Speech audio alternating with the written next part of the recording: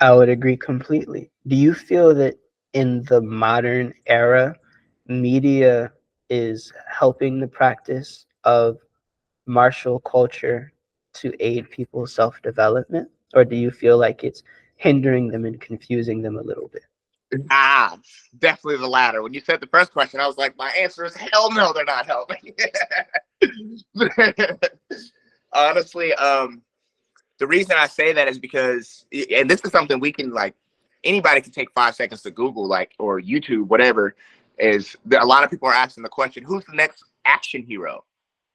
And that in and of itself, that question existing shows that there's no progress and it's not helping, because 10 or 20 years ago, we all had a name. We could name somebody. It'd be like Jackie Chan. Duh, what do you mean? Jet Li. Duh, what do you mean? Like, whatever the case may be. Bruce Lee. Duh, what do you mean? Like, there was these pinnacle times in certain decades where you would be asinine not to be mentioning these names in reference. Like, you would have asked this question, I'd be like, duh, of course, Bruce Lee. Like, yeah, he's going out field testing everything. He's talking about JKD, take what you need and move like water. Like, sports martial arts is being helped right now. We don't have a face. So if we don't have a face, that means we don't have a culture. And if we don't have a culture, that means we don't have a system that we're valuing. We don't have or a system of values, rather. That might sound the same, but it's a little different. We don't have a value system. So I think that basically, it's in terms of like our media, we've been stuck with, and people, I don't mean to sound like this is a negative thing, but we've been stuck with a certain region for a very long time. And it's no disrespect to that, but we've been fed Eastern Asian martial arts for our entirety of our life. And I think that causes a detriment because we don't understand everybody's contribution. And then once you understand everybody's contribution, then again, we start to come back to that, like, okay, being a well-rounded martial artist. So I think that, we can do a little bit better job about exploring. I mean, because Top What is not the only indigenous art, you know what I mean? Like, there's so many things that are underdocumented, but we know about them. You don't hear people talking about Sanda or Sambo or Kalindi. Like, there's just so many like things that are just offshoots. So yeah, I think that we have a lot to explore, and the fact that we haven't explored it shows that we're not helping the martial arts culture, not in this current time. What do you think could be done to aid in that pursuit?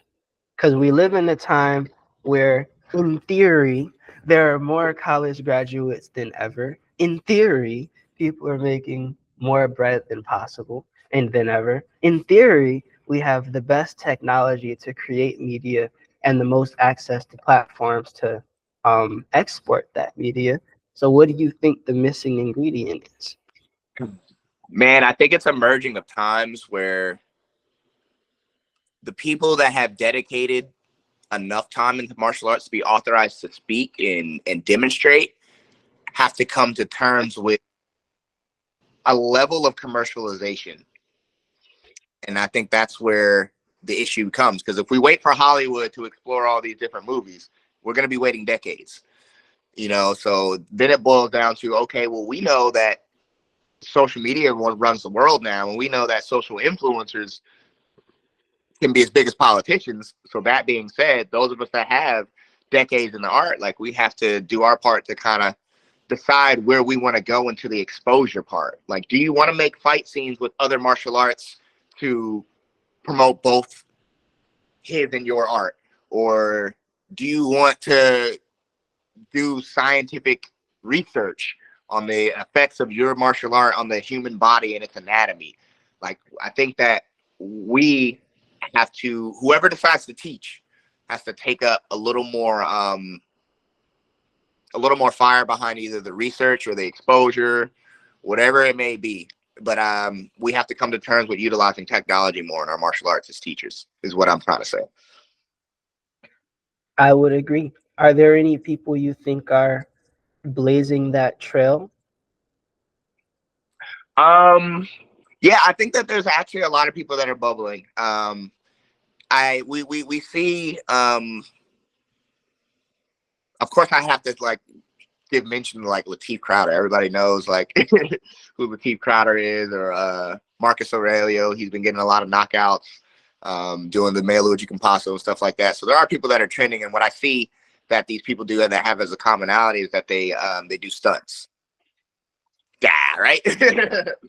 So it's a great way to cross pollinate and make that segue. It's like, hey, like we know what people are watching, because not everybody wants to be a martial artist. Some people just enjoy it. Some people just want to watch it. Some people want to just be entertained by it. So not reaching that audience is to our detriment. So I think that, yeah, there's definitely people doing it. The issue is that it takes a long time for those people to break out and for the rest of the world to recognize that they've already put in 20 years behind studying the art, 20 years in doing the stunt work, you know, whatever the case may be. So I think it's just, it's a mountain that they have to climb. I'm excited to see it. I would say that we need more of it, though. We still need more of it. I don't think a lot of people have decided to take that mantle. I think in a lot of cases, you know, people get that I'm a black belt or I'm a teacher now and I have an academy, then it stops. Like, which is still fantastic. I'm not going to underserve or underplay that. Like, it's great to be transforming lives, you know, by 10 and 20, 30 people at a time, 100 people at a time. That's great.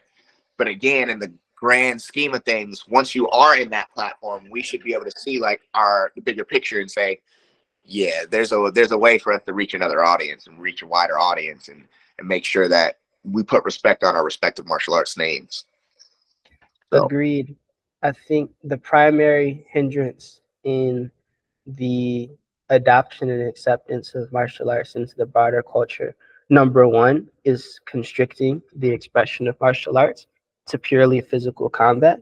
Because as you know, and as you said, there are entire cultural aspects that come to it. And the majority of people that aren't hyper-focused martial artists will be more likely to be attached to culture than they are to like components of expression.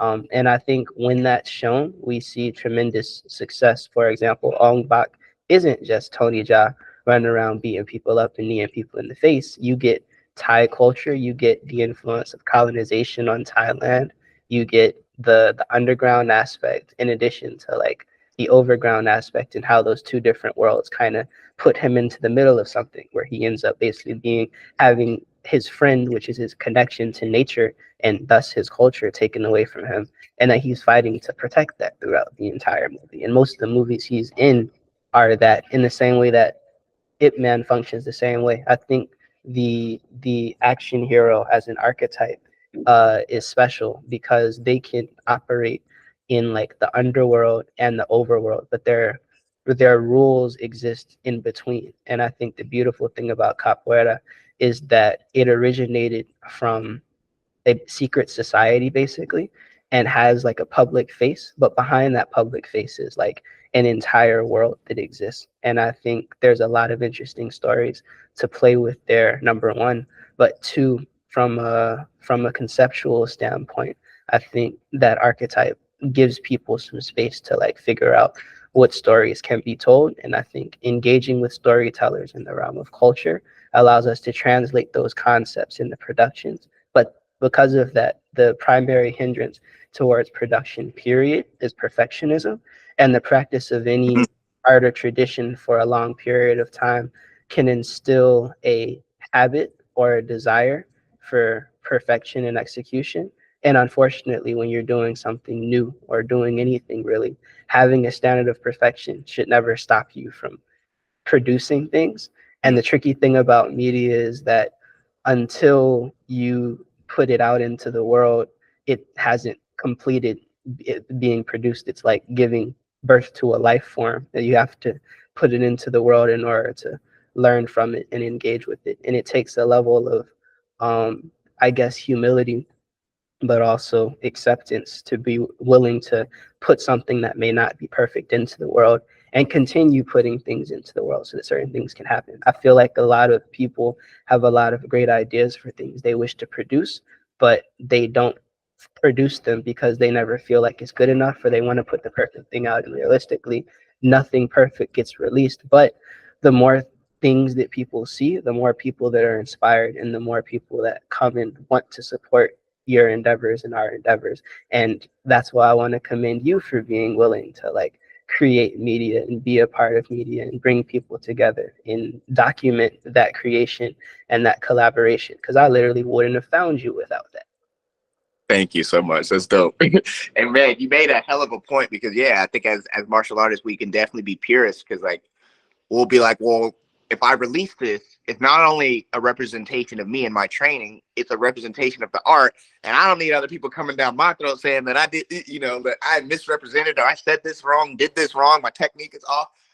But what I wanted to say to piggyback that is, I think that purist mindset is twofold, because Hollywood, once they get involved, also has a certain way that they want to shoot fight scenes. So then what it forces us to both be purists, because we all know if I'm actually in a street environment, street self-defense, and I need to defend myself, it's not going to look as clean as it does in the movies. You know, there's going to be a little bit, okay, and then it works. Like, but in the movies, it's one, and then two, and then three, and then three people are knocked out without any, you know what I mean? So I think that even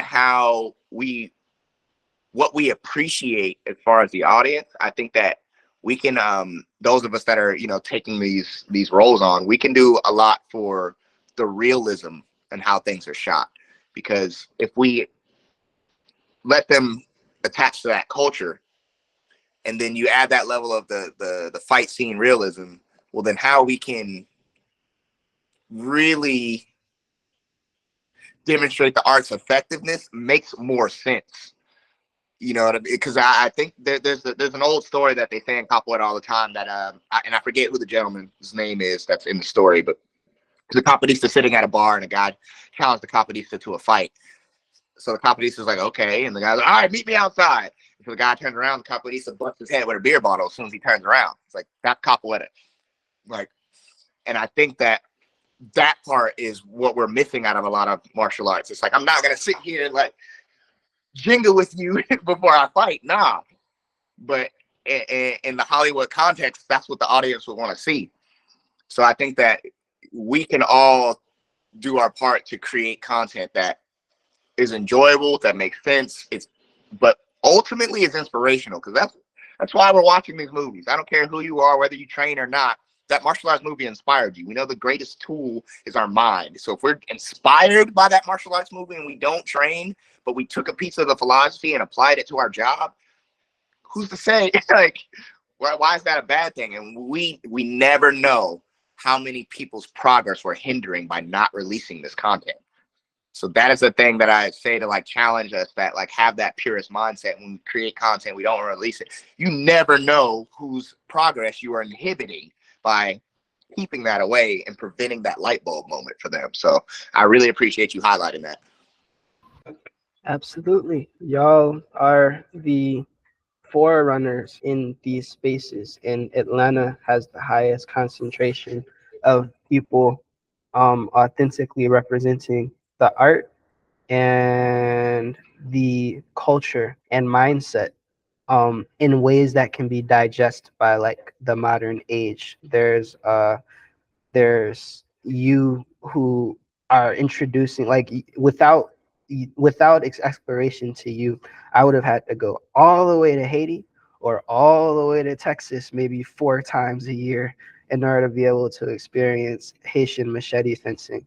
But like, because of the work that you've done to connect people, I was able to experience it. And in a very ironic turn of events, that happened to lead to being able to experience Makulele. And in a very interesting turn of events, the dude that does Haitian machete fencing also does capoeira. It's beautiful when things happen full circle. Absolutely.